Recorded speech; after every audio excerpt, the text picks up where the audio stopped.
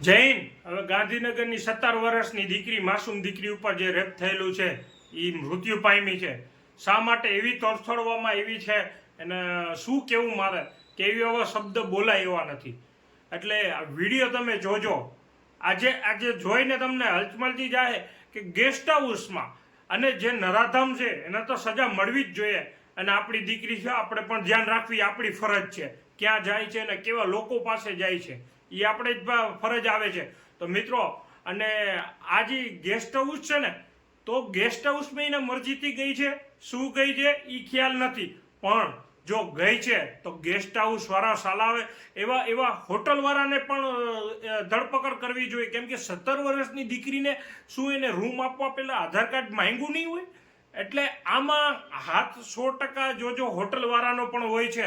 અને હું તો તમને છાતી ઠોકીને કહું છું, એક જગ્યાએ નહીં આખા ગુજરાતમાં એવું ચાલે છે કે હોટલોમાં વગર આધાર પ્રૂફે કપલને એન્ટ્રી આપી દે છે. જોતા નથી કે આ કોણ છે, ક્યાંથી છે, શું છે. બસ છોકરો ને છોકરી લે, 1000 રૂપિયા આપી દો એટલે તમારા હોટલ વાળા પણ રૂમ આપી દે છે. અને હોટલ વાળાએ આ હોટલ વાળાના કારણે થયું છે. જો એને રૂમ ન આપ્યો ને તો આ બનાવ બનત નહીં. અને 100% કાર્યવાહી હોટલ વાળા ઉપર પણ કરવી જોઈએ છે.